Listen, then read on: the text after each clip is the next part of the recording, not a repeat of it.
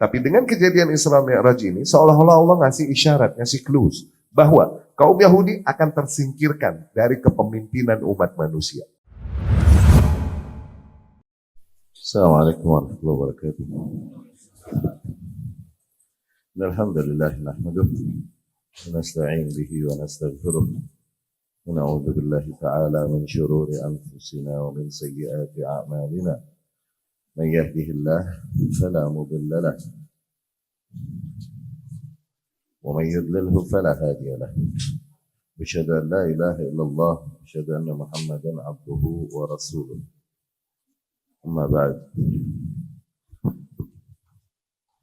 Fa inna asdaqal kalam kitabullah wa khairal hadi hadi Muhammad sallallahu alaihi wasallam. شر الأمور محدثاتها كل محدثة في دين الله بدعة وكل بدعة ضلالة وكل ضلالة في النار. أما بعد. Ikhwati rahimakumullah, masih di Isra Mi'raj ya. Ya. Ini marhalah setelah tahun ke-10 Hijriah. Ya. Kita telah sebutkan beberapa pendapat tentang kapan terjadinya Isra Mi'raj. Ya. Di mana para ahli ilmu berikhtilaf dalam menentukan terjadinya Isra Mi'raj.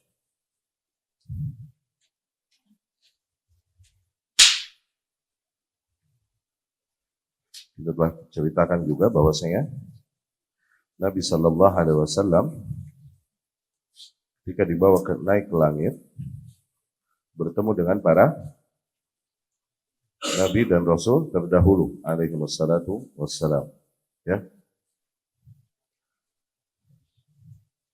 Kemudian kita juga telah menceritakan pertemuan Rasulullah Sallallahu Alaihi Wasallam dengan Musa alaihi salam. Ya. Di langit ke-6. Ya. Kemudian bertemu dengan Ibrahim alaihi salam, Abul Anbiya, Khalilullah Ibrahim alaihi salam di langit ke-7. Setelah itu dibawa naik lagi Nabi Sallallahu Alaihi Wasallam, ya, setelah langit ke-7 ke Sidrah Al-Muntaha. Ya.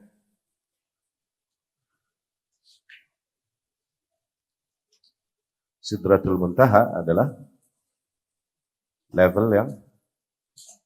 level setelah melalui tahapan lapisan-lapisan langit tersebut, ya. Sidratul Muntaha. Setelah digambarkan, diberikan gambaran dalam riwayat-riwayat yang ada sebesar apa sidrah tersebut, ya. Sebagaimana sidrah yang kita ketahui adalah pohon sidrah, ya. Pohon apa? Bidaddah, ya. Namun dengan ukuran yang sangat besar, ya. Bahkan daun-daunnya itu sebesar adan al-fila, telinga gajah. Ya. Setelah Sidratul Muntaha dibawa lagi Nabi Shallallahu Alaihi Wasallam menuju menghadap Allah Subhanahu wa Ta'ala. Ya. Di situ Jibril alaihi salam tidak lagi bisa menemani Nabi Sallallahu Alaihi Wasallam. Ini kemarin telah kita jelaskan dan kemudian juga telah kita jelaskan tentang ikhtilaf yang terjadi. Apakah Rasulullah Sallallahu Alaihi Wasallam Rasulullah Sallallahu Alaihi Wasallam Rabbah? Apakah Rasul Sallallahu Alaihi Wasallam pernah melihat Tuhannya? Ini melihat Allah Subhanahu wa Ta'ala. Pembahasan tentang itu telah kita bahas, ya. Dan bagaimana akidah Ahlus Sunnah di dalam hal tersebut. Kita udah bahas, ya. Hadis-hadis yang menggambarkan bahwasanya Rasul Sallallahu Alaihi Wasallam melihatnya itu ada. Ada hadis-hadis juga yang menggambarkan bahwasanya Rasul Sallallahu Alaihi Wasallam tidak bisa melihat Allah Subhanahu wa Ta'ala, tapi keduanya sahih. Sehingga titik temunya adalah kalaupun Rasul Sallallahu Alaihi Wasallam melihatnya, Rasul Sallallahu Alaihi Wasallam melihatnya dengan hatinya. Ra'ahu bifuadihi, melihat dengan hatinya. Ya. Hadis-hadis yang menafikan bahwasanya Rasul melihat Allah Subhanahu wa taala itu hadisnya Abu Sa'id wala Abu Sa'id Al-Khudri, ya Rasulullah hal ra'aita rabbak, ya Rasulullah apakah kau melihat Tuhanmu? Rasul bilang nurun anna ara, cahaya yakni menyilaukan, gimana aku dapat melihatnya? Tuh, ini kan menafikan, iya kan? Nah, hadis-hadis Ibnu Abbas mengisbat ra'a Rasulullah sallallahu alaihi wasallam. Hadis Ummul Mukminin Aisyah radhiyallahu anha menafikan, ya kan? Man haddatsa bi anna Rasulullah sallallahu alaihi wasallam ra'a rabbah faqad kadzab. Barang siapa yang berkata kepadamu bahwasanya Rasul sallallahu alaihi wasallam melihat Rabbnya, maka dia telah berdusta. Tuh, gitu. Ini kan kontradiksi kan? Hah? Jamaknya gimana? Mencari titik temunya, nyari irisannya gimana? Hadis-hadis yang menggambarkan isbat Rasul melihat, hadis-hadis yang menafikan Rasul melihat Rabbnya itu berbicara tentang ru'yatul ain, dengan penglihatan mata. Gak bisa Rasul melihat Allah Subhanahu wa taala dengan la tudrikuhul absar wa huwa yudrikul absar. Tiada penglihatan, tiada mata yang dapat atau sanggup melihatnya, namun ia maha melihat seluruh mata yang ada. Oke? Okay? Itu lebih tepat dengan ayat tersebut. Yang dinafikan adalah penglihatan dengan mata. Adapun yang diisbat oleh Rasul Shallallahu Alaihi Wasallam, oleh hadis-hadis yang ada bahwa Rasul melihatnya, ra'ahu bi ru'yatil fuad, di mana Rasul melihat Allah Subhanahu Wa Taala dengan penglihatan hati, bukan penglihatan mata. Jadi Allah Maha Mampu apabila ingin menampakkan dirinya kepada hambanya. Maha mampu nggak Allah? Maha mampu. Kalaupun yang hamba nggak pakai mata, maha mampu nggak Allah? Maha mampu. Ya, dengan ini ketemulah semua riwayat tersebut ya, dapat titik temunya. Ini yang terkenal dari titik jamak. Adapun akidah Ahlus Sunnah bahwasanya kaum muslimin kelak melihat Allah Subhanahu Wa Taala, jelas itu usul, yakni di akhirat nanti kaum mukminin akan melihat Allah Subhanahu wa taala. Ya. Nah, inilah yang dimaksud dengan ziyadah. Tambahan-tambahan atau bonus-bonus di dalam ayat-ayat yang Allah sebutkan bagi orang-orang yang beriman, kelak mereka akan mendapatkan syurga dan ziyadah dan tambahannya. Nah, gitu. Nah, tambahan-tambahan ini ditafsirkan oleh para salafus saleh, artinya adalah ru'yatullah azza wajalla, melihat Allah azza wajalla. Ini yang ditegaskan oleh Rasul sallallahu alaihi wasallam di hadisnya, satarawna rabbakum iyanan kama tarawna al-qamar lailatal badr. Ya. Kelak kalian akan melihat Rabb kalian iyanan, yakni dengan mata telanjang. Oke, sebagaimana kalian begitu jelas dapat melihat bulan ketika full moon. Full moon, yakni tidak terhalang oleh awan. Ya. Itu akidah Ahlus Sunnah. Jelas. Ya. Nah, berbeda dengan akidah kelompok-kelompok yang menyimpang, Mu'tazilah, Jahmiyah dan anak-anaknya dari Mu'tazilah dan lain-lain, yang menafikan ru'yah, melihat Allah Subhanahu wa taala secara mutlak, baik di dunia ataupun di akhirat. Ahlus Sunnah tidak demikian, mempertemukan dan bermuamalah dengan ayat-ayat dan hadis-hadis yang ada. Ayat-ayat dan hadis-hadis yang ada yang menafikan kemampuan makhluk untuk melihat Allah, itu dihukumkan di dunia, dihukum dunia. Adapun dihukum akhirat, nah ayat-ayat yang mengisbat bahwasanya kaum muslimin, kaum mukminin akan melihat Allah, maka diarahkan maknanya di akhirat. Ya, dengan ini kedua belah atau kedua sisi riwayat atau kedua sisi nas kita terima, tidak ada yang kita tolak. Ya. Kemudian kita lanjutkan. Waqad jaa fi ba'd at-turuq anna sadra Rasulullah sallallahu alaihi wasallam syaqqa fi hadhihi al-marrah aidan. Ada beberapa jalur riwayat juga mengkabarkan bahwasanya pada saat itu juga dadanya Rasul kembali dibelah. Yani sebagaimana terjadi hal tersebut ketika Rasul kecil sallallahu alaihi wasallam di asuhan Halimah Sa'diyah. Iya kan? Hah? Dan beneran dibelah gitu. Bahkan Anas bin Malik itu radhiyallahu anhu pernah cerita, karena Anas ini orang dalamnya Rasul sallallahu alaihi wasallam seringkali melihat apa yang tidak dilihat oleh para sahabat lain. Kan di dalam rumah melayani Rasulullah sallallahu alaihi wasallam, khadimnya Rasul sallallahu alaihi wasallam. Ra'aitu athar khutut, aku pernah melihat bekas jahitannya di dada Rasul sallallahu alaihi wasallam. Ya. Nah, riwayat-riwayat yang ada menggambarkan bahwa kasus di belah dadanya Rasul ini enggak sekali. Enggak hanya di kasus waktu kecil di Halimah saja. Ada beberapa kali terjadi hal tersebut. Ada sebelum menerima wahyu katanya gitu. Dan ada ketika ini Isra Mi'raj. Ya, ada riwayat yang mengatakan demikian juga. Wa qad ra'a Nabi sallallahu alaihi wasallam fi hadhihi ar-rihlah umuran adillah. Dan kemudian ada beberapa fenomena juga yang Nabi lihat di dalam tour tersebut, di dalam trip Isra Mi'raj tersebut. Ini ada beberapa fenomena yang Nabi lihat sallallahu alaihi wasallam, yakni Allah tampakkan kepada Rasulullah sallallahu alaihi wasallam. Di antaranya, urida alaihi al-laban wal khamar, fakhtara al-laban. Di antaranya yang dari riwayat-riwayat yang ada ya, yang diriwayatkan para muhadditsin tentang kejadian Isra Mi'raj ini. Okay? Di antaranya adalah di mana ditawarkan kepada Rasulullah sallallahu alaihi wasallam, ditawarkan ada khamar dan susu. Khamar dan susu. Namun Rasul memilih susu. Faqil hudital fitrah. Au usibtal fitrah. Au asabtal fitrah. Kau sungguh dibimbing ke arah yang fitrah. Atau kau mendapatkan yang fitrah. Dikatakan demikian kepada Rasul sallallahu alaihi wasallam ketika lebih memilih susu daripada khamar. Ya. Amma innaka law akhadhtal khamar ghawat ummatuk. Sungguhnya apabila kau tadi milihnya khamar, niscaya umatmu akan menyimpang. Begini, ghawat umat. Ya.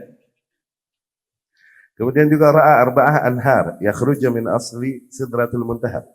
Pada saat itu juga Rasul sallallahu alaihi wasallam melihat 4 sungai yang mengalir dari pangkalnya Sidratul Muntaha. Sidratul Muntaha berarti gambaran sebuah pohon.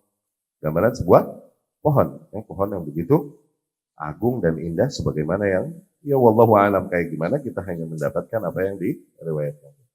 Nah, dari akarnya ini mengalirlah 4 mata air. Oke? Nah, air ini beda-beda. Oke? Mengalirlah 4 mata air. Nahran zahiran wa nahran batinan. 2 sungai yang mengalir tersebut zahir, dan 2 sungai lagi batin sifatnya. Zahiran, yang zahir itu yang mengalir darinya itu Nil dan Furat. Sungai Nil dan sungai Efrat. Sungai Nil dan Efrat itu 2 sungai yang zahir yang mengalir dari akar Sidratul Muntaha. Wal batinan, adapun yang batin, nahran fil jannah, yaitu 2 sungai yang terdapat di surga. Wala alla ru'yat an-Nil wal Furat kanat isyarah ila tamakkun al-Islam min hadaini al-qatraini wallahu a'lam. Adapun 2 sungai yang batin tersebut, ini sungai yang belum dapat didapati oleh manusia di dunia sekarang. Wallahu a'lam, mungkin kelak 2 sungai tersebut adalah kedua sungai yang ada di surga nanti. Wallahu a'lam. Dan bisa jadi ditakwilkan. Kenapa Nil dan Efrat itu yang ditampakkan kepada Rasul sallallahu alaihi wasallam, itu maknanya Islam akan menguasai negeri-negeri yang dilewati oleh 2 sungai tersebut. Wallahu a'lam. Ya. Kemudian Rasul juga melihat Malik khazinan nar. Rasul melihat Malik, ini malaikat yang ngejaga neraka. Oke? Ini malaikat segan ketawa, nggak mau senyum. Satu-satunya malaikat yang nggak ramah menerima Rasul sallallahu alaihi wasallam. Iyalah, jagain neraka aja. Khazinun nar. Wa huwa la yadhhab. Dia nggak pernah ketawa. Wa laisa ala wajhi bushr wala bashasha. Nggak ada ramah-ramahnya, mukanya nggak ada ceria-ceria. Malaikat Malik ini. Oke? Wa kadzalika ra'al jannah wan nar. Dan pada saat itu pun diperlihatkan kepada Rasul surga dan neraka. Ya. Sami'at, aku mendengar terompahnya Abu Hurairah radhiyallahu terompahnya Bilal radhiyallahu anhu di surga. Rasul pernah bilang gitu satu hari. Aku di surga mendengar terompahnya Bilal. Yani suara sendalnya Bilal radhiyallahu anhu. Nah itu Rasul ngomong gitu. Berarti lagi di mana tuh kejadiannya Rasul mendengarnya? Lagi Isra Mi'raj. Bima sabaktani ilaihi ya Bilal. Kok bisa itu nyampe duluan situ ya Bilal? Pakai apa? Ya ini ungkapan Rasul aja sallallahu alaihi wasallam. Tetap orang pertama yang masuk surga adalah Rasulullah sallallahu alaihi wasallam. Cuma dia memberikan kehormatan, ungkapan-ungkapan penghormatan aja, praises ya. Bima sabaktani ilaihi ya Bilal. Kok bisa ente duluan ke sana ya Bilal? Pakai apa? Begitu. Kata Bilal enggak tahu ya Rasulullah. La adri.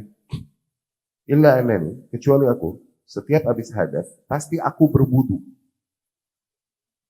Habis wudu aku selalu sholat 2 rakaat sebagaimana aku diperintahkan, yakni sebagaimana diajarkan. Sholat 2 rakaat setelah wudu sunnah. Bilal senantiasa menjaga sholat sunnah wudu. Nah, dia di surga. Dari situ ada pesan, jagalah amalan rutin yang kau lakukan untuk diri. Rutinkan itu untuk diri. Semoga itu yang menyampaikanmu ke surga. Gitu.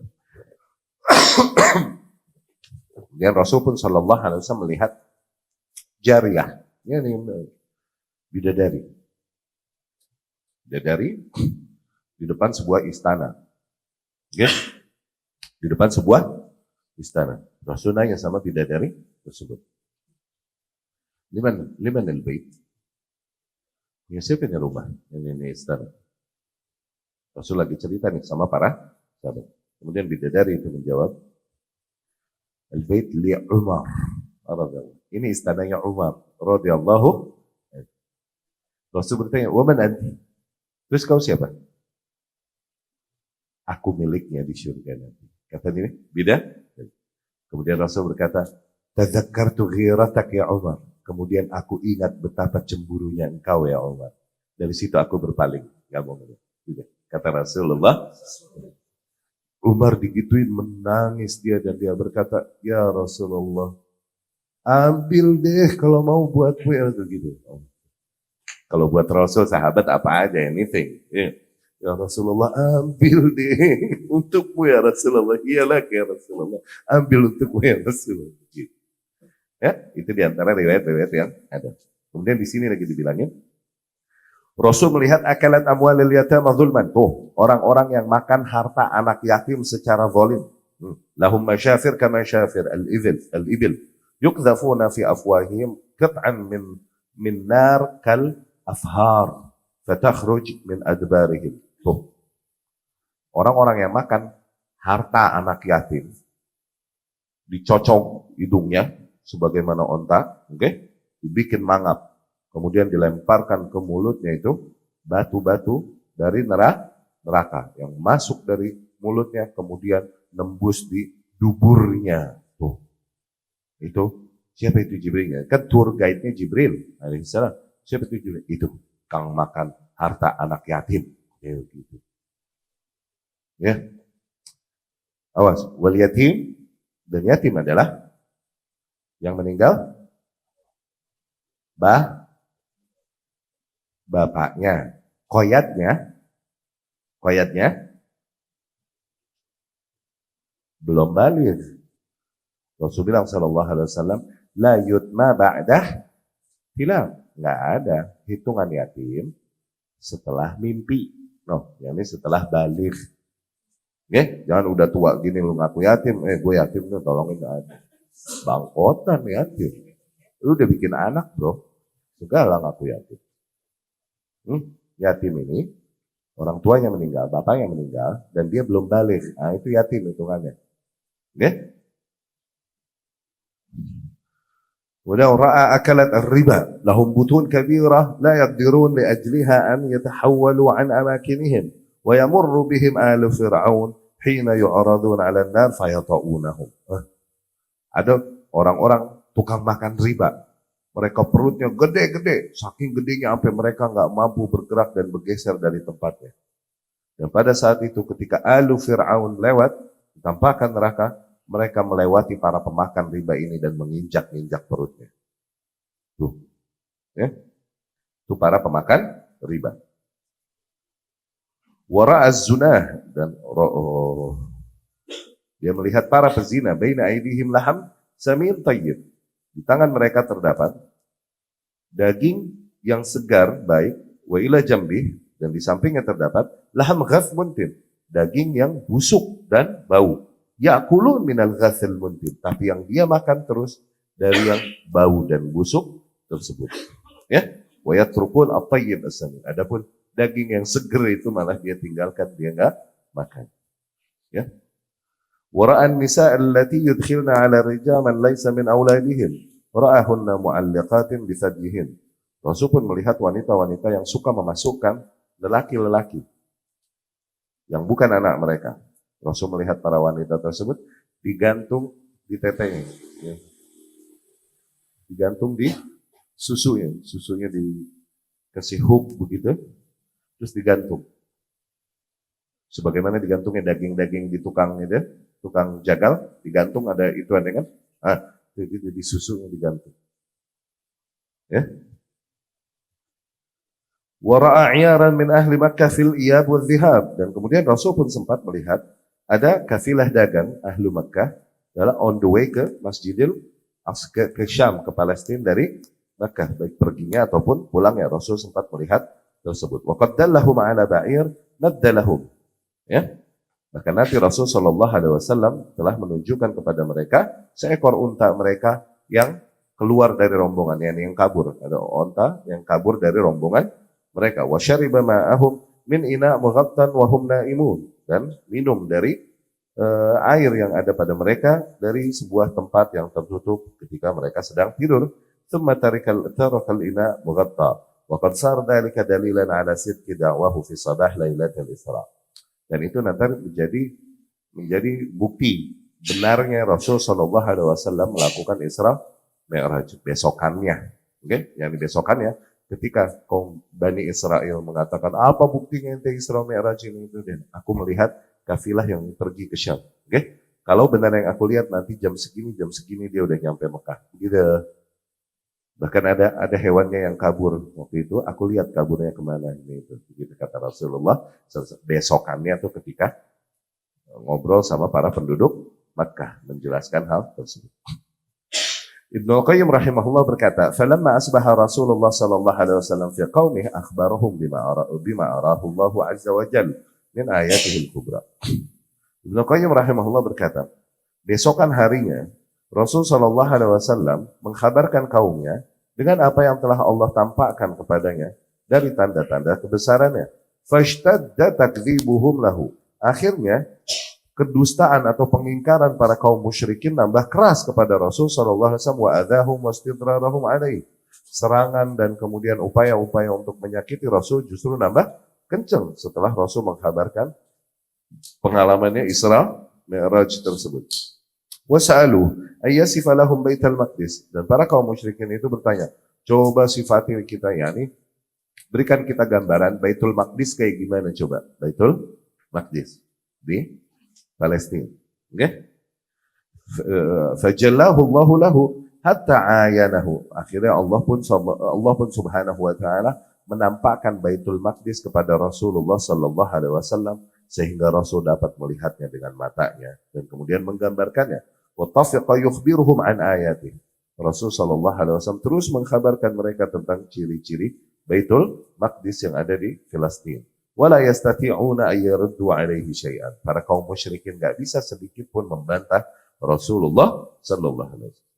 Wa akhbarahum an ayarihim fi Masrah wa ruju'ihim. Nah, Rasul pun mengkhabarkan kepada mereka tentang kafilah datang mereka yang berangkat dari Mekah menuju Syam dan kemudian kembali. Ya, wa akhbarahum an waqti qudumiha. Rasul juga sallallahu alaihi wasallam mengkhabarkan mereka akan sampai jam sekian ke sini. Begitu. Ya. Wa akhbarahum anil ba'ats alladhi yaqdamu anil ba'ir alladhi yaqdamuha. Bahkan Rasul bisa menggambarkan bahwa ontaknya siapa duluan yang bisa nyampe masuk Mekah duluan dari gelombongan kafilah tersebut. Rasul bisa menggambarkan demikian. Sallallahu alaihi wasallam. Wa kana al-amru kama qala. Ternyata beneran terjadi sebagaimana yang Rasul kabarkan. Falam yazidhum dzalika illa nufura. Tapi semua hal tersebut tidak membuat mereka kecuali nambah mengingkari Rasul sallallahu alaihi wasallam. Wa abadzalimuna illa kafura. Demikian orang-orang zalim, mereka enggan kecuali untuk memilih kekafiran. Ya. Yuqal, dikatakan Abu Bakar dinamai As-Siddiq dari kejadian ini. Dikarenakan enggak nanggungnya keimanan Abu Bakar kepada Rasulullah sallallahu alaihi wasallam. Orang-orang musyrik ini pada bilang kepada Abu Bakar radhiyallahu anhu, "Oke? Tidakkah kau dengar sahibmu itu? Dia bilang katanya, dia dibawa jalan-jalan semalam dari sini Mekah ke Masjidil Aqsa, kemudian Sidratul Muntaha, dan itu semua terjadi dalam satu malam." Ini nggak make sense memang, nggak masuk nggak masuk akal memang. Tidakkah kau dengar apa yang dikatakan sahabatmu itu? Ngomong gitu ke Abu Bakar radhiyallahu anhu. Abu Bakar dengan entengnya menjawab, "In kan qad qal faqad sadaq." Kalau emang dia ngomong begitu, maka benar pasti, dia nggak bakalan bohong. Begitu. Seenteng itu Abu Bakar, nggak ada kerikil, nggak ada ganjelan apapun untuk menerima kabar apapun dari Rasulullah Sallallahu Alaihi Wasallam. Dari situ dapat gelar As-Siddiq. Siddiq. Ya. Orang-orang dengan keimanan yang sangat tinggi luar biasa, yang level keimanan mereka pas di bawah level para nabi. Al-anbiya was-siddiqin tuh, wasyuhada was-salihin. Itu level. Level paling tinggi para al-anbiya. Habis al-anbiya siddiqin, wasyuhada was-salihin. Ya. Kita itu. Aduh. Wa awjaz wa a'zam ma wurid fi ta'lil hadhihi ar-rihlah huwa qaulullah ta'ala linuriyahu min ayatina. Dan yang paling agung dan paling menyimpulkan gitu, paling kesimpulan yang paling ringkas untuk menggambarkan tentang apabila kita mau lihat ilahnya dari perjalanan tersebut, okay? Yani hikmahnya dari perjalanan, dari dijadikannya oleh Allah perjalanan Rasul Isra Mi'raj ini, ya, sallallahu alaihi wasallam, itu hikmahnya apa? Hikmahnya dapat kita tangkap dari firman Allah, linuriyahu min ayatina, agar kami tampakkan kepada Rasul sallallahu alaihi wasallam dari tanda-tanda kebesaran kami, dari tanda-tanda kuasa kami, ya. Demikianlah sunnatullah pada para nabi. Memang seringkali mereka dibawa, ditampakkan kepada mereka perkara-perkara yang enggak umum ditampakkan kepada para manusia. Seringkali bahkan enggak make sense, enggak masuk akal standar manusia, ya. Enggak masuk akal seringkali. Ditampakkan kepada para nabi-nabi tersebut tasbitan, untuk mensabatkan keimanan mereka supaya yakin, enggak goyah. Bisa jadi juga untuk hiburan bagi mereka setelah melewati seluruh masa yang sangat berat di dalam berdakwah kepada Allah Subhanahu wa taala. Ditampakkan apa yang kelak akan diberikan kepada mereka dari janji-janji Allah Subhanahu wa taala. Itu tasbitan, menguatkan hati Rasul sallallahu alaihi wasallam. Dan hal demikian hakikatnya ditampakkan tanda-tanda kebesaran dan kuasa Allah ini bukan hanya terjadi pada Rasulullah sallallahu alaihi wasallam, tapi kepada para nabi alaihi wassalatu wassalam. Di antaranya pada Ibrahim alaihi salam, wa kadzalika nuri Ibrahim malakutas samawati wal ard. Demikianlah kami tampakkan kepada Ibrahim malakut as-samawati wal ard, yakni penciptaan langit-langit dan bumi. Ya, waliyakuna, agar dengan tujuan itu, dengan tujuan agar liyakuna minal muqinin, agar Ibrahim termasuk menjadi orang-orang yang sangat yakin. Kenapa? Dengan memperlihatkannya demikian, berarti mereka udah sampai level bukan yakin standar meyakini kabar yang Allah sampaikan, tapi udah sampai level berikutnya, yaitu ainul yakin. Ingat levelan yakin itu? Yakin. Yakin, percaya aja udah ini. Anda tahu dia nggak pernah bohong, jadi dia ngomong, Anda percaya aja, itu yakin standar. Kalaupun belum lihat buktinya, beneran dilihat buktinya kejadian, itu udah level lebih tinggi dari yakin standar. Itu namanya ainul yakin. Setelah itu level tinggi lagi, hakul yakin. Ini udah bukan cuma ngelihat, udah ngerasain beneran. Kalau Syekh Utsaimin rahimahullah itu memberikan gambaran, misal orang naruh apel di kantongnya, nggak kelihatan kan? Oke? Ini ngomong, ini apel nih. Nanti tahu, Anda nggak pernah bohong. Dia yakin, ya udah apel.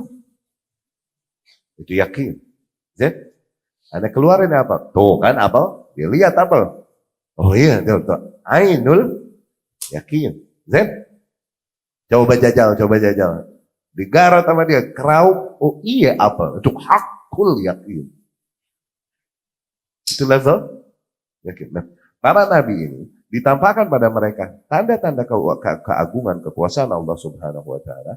Tujuannya untuk nambah kadar keyakinan mereka alaihi wassalatu wassalam. Liyakuna minal muqinin. Agar dengan itu ia termasuk menjadi orang-orang yang yakin. Okay? Dan Allah pun berkata kepada Musa alaihi salam, "Linuriyaka min ayatinal kubra." Agar kami tampakkan kepadamu dari tanda-tanda kebesaran kami. Ya. Waqad bayyana maksud hadhil ira'ah, dan telah Allah jelaskan tujuan dari ditampakkannya hal-hal ini dengan firman-Nya, liyakuna minal muqinin, agar mereka termasuk orang-orang yang yakin. Faba'da istinad ulumil anbiya ila ru'yatil ayat yahsul lahum min ainil yakin ma la yuqadar qadruhu wa laysa al-khabar kal mu'ayanah. Jadi kita setelah menjadikan ilmu, yakni pengetahuan para nabi ini sebagai sandaran kita untuk berkeyakinan, diberikanlah juga para nabi ini alaihi wassalatu wassalam penampakan-penampakan tersebut ditampakkan oleh Allah Subhanahu wa taala. Supaya apa? Supaya sampai mereka kepada derajat ainul yakin, karena gimana pun laisal khabar kal muayanah. Tuh, laisal khabar kal muayanah. Khabar itu enggak sama dengan apa yang langsung dilihat mata. Itu kaidah tuh. Laisal khabar kal muayanah. Kabar yang sampai ke telinga kita itu mesti deh enggak sama dengan ntar kalau apa yang dilihat sama mata gitu. Laisal khabar kal muayanah. Fayatahammaluna fi sabilillah ma la yatahammal ghairuhum. Nah, dengan keyakinan tersebut para nabi dan rasul alaihi wassalatu wassalam, dengan itu mereka akhirnya semakin kuat dan mampu menanggung seluruh ujian-ujian di jalan dakwah ini. Okay? Apa-apa yang tidak mampu ditanggung oleh orang-orang selain mereka. Itu. Ya, jadi ke-charge lagi, semangatnya ke-charge lagi gitu. Wa tasir jami' quwwatid dunya 'indahum ka janah ba'udah.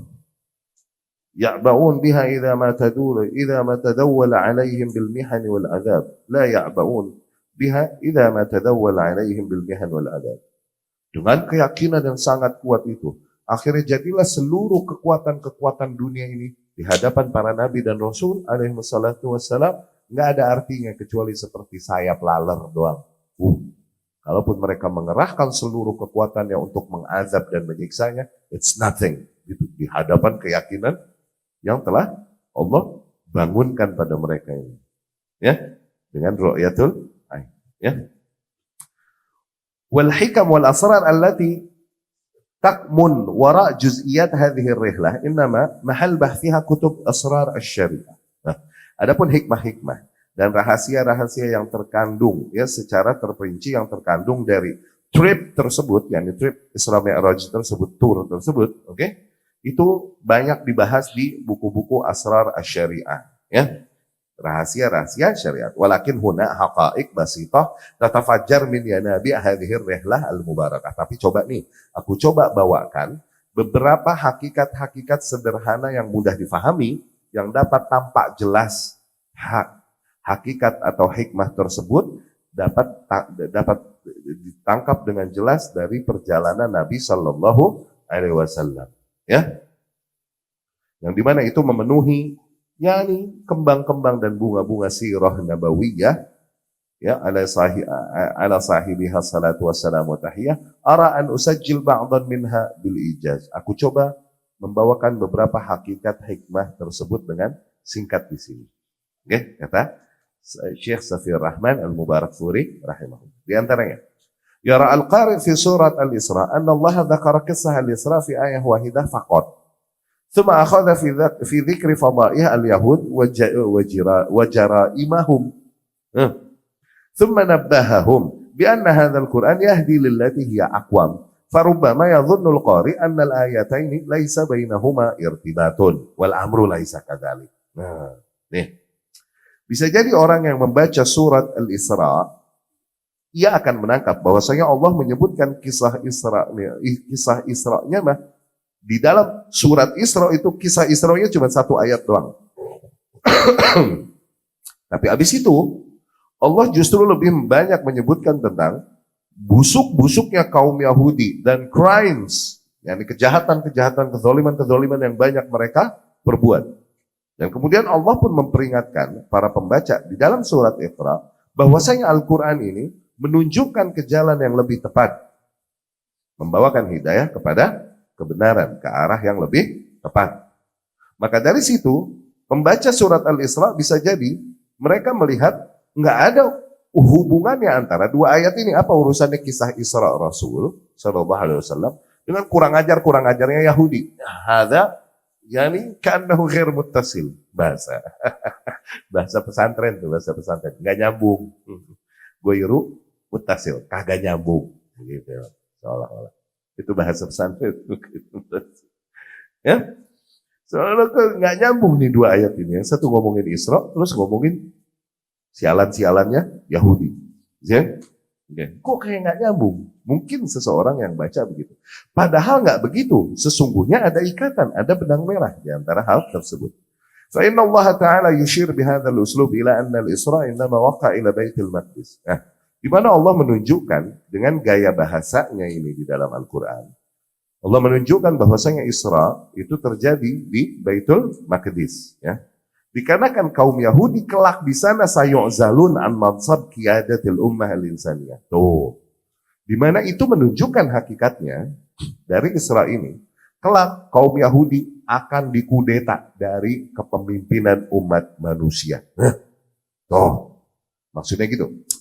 Yahudi ini sejak zaman Ibrahim alaihissalam, kemudian anaknya Ishak alaihissalam, kemudian Yakub. Oke, semua nabi dan rasul kan di jalur ini banyaknya. Dan mereka lah yang diberikan tanah suci ini di Palestina mereka yang menguasainya. Oke, seolah-olah kepemimpinan umat manusia, kiblat hidayahnya ada pada mereka. Tuh tadinya tuh begitu. Tapi dengan kejadian Isra Mi'raj ini, seolah-olah Allah ngasih isyarat, ngasih clues bahwa kaum Yahudi akan tersingkirkan dari kepemimpinan umat manusia. Akan digantikan oleh para kaum muslimin. Karena sebelumnya berabad-abad di tangan kaum Yahudi, para nabi dan rasul kan di sini alaihi wassalatu wassalam. Itu seolah-olah cuma. Okay? 5 irtabakabu minal jaraim allati la majala ba'daha li baqaihim ala hadzal mansab. Dikarenakan banyaknya kejahatan-kejahatan yang mereka perbuat. Ya? Yang itu semua membuat mereka tak layak lagi menempati posisi tersebut. Jadi posisi yang mulia sehingga mereka mengaku anak kesayangan Tuhan dan lain-lain. Sebagaimana yang mereka akui. Wa inna Allah sayunkil hadzal mansab fi'lan ila rasulih sallallahu alaihi wasallam. Dengan kejadian Isra Mi'raj itu, seolah-olah Allah memberikan petunjuk bahwa kelak Allah akan memberikan posisi itu kepada Rasulullah sallallahu alaihi wasallam. Yajma' lahu markazai ad-da'wah al-ibrahimiyah kilaihima. Di mana Rasul sallallahu alaihi wasallam akan menyatukan dua pusat dakwah Ibrahimiyah semuanya. Dakwah Ibrahimiyah yakni dakwah Islam maksudnya dari anak-anaknya Ibrahim alaihissalam, baik dari jalurnya Ismail ataupun dari jalurnya Ishak alaihissalam, Rasul yang akan menyatukan ya sallallahu alaihi wasallam dan menguasainya. Itu maksudnya. Ya. Faqad ana awan intiqal al-qiyadah ruhiyah min ummah ila ummah. Sungguh telah datang saatnya kepindahan kepemimpinan rohani dari sebuah umat kepada umat yang baru. Dari sebuah umat yang mereka memenuhi sejarahnya dengan pengkhianatan, kezaliman, dosa dan permusuhan kepada sebuah umat yang baru yang penuh dengan nilai-nilai kemuliaan dan kebaikan. Dari kaum Yahudi ke kaum muslimin. Itu maksudnya. Ya. Wala yazalu rasuluha yatamatta' biwahyil Qur'an alladhi yahdi lilladhi hiya aqwam. Bahkan rasulnya masih hidup alaihi salatu wassalam, masih dia menikmati diturunkannya kepadanya Al-Qur'anul Karim yang jelas-jelas menunjukkan kepada jalan yang lurus. Seolah-olah ada clues itu tentang Isra Mi'raj ini, Allah mau menggambarkan itu. Ya. Itu katanya satu. Walakin kaifa tantakil hadhil qiyadah war rasul yatufi jibali Makkah matrudan bainan nas. Tapi gimana mungkin seluruh kepemimpinan rohani umat manusia ini berpindah kepada Rasul sallallahu alaihi wasallam. Rasul aja sendiri masih berada dalam kondisi ngumpet-ngumpet di gunung-gunung Mekah, mungkin terusir dari kaum yang enggak punya kekuatan apapun. Hadza su'al yukhshif al-ghita' an haqiqat ukhra wa hiya anna ahdan min hadhihi ad-da'wah al-islamiyyah qad awshak ila an-nihayah wa tamam. Nah, itu sebenarnya juga menunjukkan kepada hakikat lain nih dari Isra Mi'raj. Selain tadi akan dipindahkannya kepada Rasul sallallahu alaihi wasallam. Nah, yang kedua, hakikat yang kedua, bahwa ini juga menunjukkan bahwa era dakwah Rasul yang itu, yang penuh dengan ujian dan azab dan rasa sabar, era itu akan segera berakhir. Akan masuk ke era baru yang dimana Rasul dan para kaum muslimin alaihi wassalatu wassalam akan berada dalam keadaan kuat dan memiliki kekuatan. Tuh, ini kan ujung-ujung fase Makkiyah, ujung-ujung fase Makkah, Isra Mi'raj. Jadi itu nilai itu juga bisa dapat ditangkap dari kejadian Isra Mi'raj. Ya, sayabda ahad akhar, jadi akan dimulai fase dakwah yang baru. Yakhtalif 'anil awwal fi majrah, yang dimana yani ngalirnya berjalannya nanti berbeda dengan fase dakwah yang pertama, yaitu di Makkah. Lidzalika nara ba'dal ayat tashtamil ala inzar safir wa wa'id syadid binisbah ilal musyrikin. Dari situ dapat kita lihat beberapa ayat yang ada di dalam surat Isra itu membawakan peringatan dan ancaman yang keras kepada para kaum musyrikin. Ya. Misal Allah berfirman, wa idza aradna an nuhlika qaryatan amarna mutrafiha fafasaku fiha fahaqqa 'alaiha al-qawlu fadammarnaha tadmira. Wa kam ahlakna minal qurun min ba'di Nuh wa kafa bi rabbika bidzunubi ibadihi khabiran basira. Tuh. Ayat-ayat ini di surat Isra lagi ngancem para kaum musyrikin yang mengingkari dakwah Rasul sallallahu alaihi wasallam. Allah sampaikan pada mereka, nih, berapa banyak generasi-generasi terdahulu yang kami hancurkan karena mereka mengingkari Rasul yang diutus kepada mereka. Jadi seolah-olah peringatan-peringatan terakhir dari Allah Subhanahu wa taala kepada para kaum musyrikin, karena Allah akan segera merubah arah peperangan antara iman dan syirik ini, yang tadinya keimanan tertindas dan disiksa dan lain-lain, ke arah sebaliknya yang justru akan lebih berkuasa dan memerangi dan menindas para kaum musyrikin. Seolah-olah itu jadi peringatan. Ya. Jadi di situ isyarah ila anna Rasul sallallahu alaihi wasallam sayajid marja' wa ma'manan yastakir fihi amruh. Terdapat sebuah isyarat bahwasanya Rasul enggak lama lagi sallallahu alaihi wasallam akan menemukan shelter, tempat berlindung. Ya. Tempat yastakir amruh, tempat dia bisa mengatur lagi seluruh strateginya. Yang di situ ma'man, yang di situ dia dan para pengikutnya bisa mendapatkan keamanan. Yasir markazan, yang tempat itu kelak akan menjadi pusat libasi da'watihi fi arja'id dunya. Pusat untuk menyebarkan dakwahnya Rasul sallallahu alaihi wasallam ke seluruh penjuru bumi. Nah, ya, itu diantara hikmah-hikmah yang tersembunyi dari jadi kejadian Isra Mi'raj. Terbukti setelah itu nggak lama masuk ke marhalah yaitu Bai'ah Aqabah yang pertama, ketika datangnya para kaum dari Madinah, orang-orang dari Madinah dan berbaiat setia kepada Rasulullah sallallahu alaihi wasallam. Di pertemuan yang akan datang insyaallah. Aku qouli hadza wa astaghfirullah li wa lakum.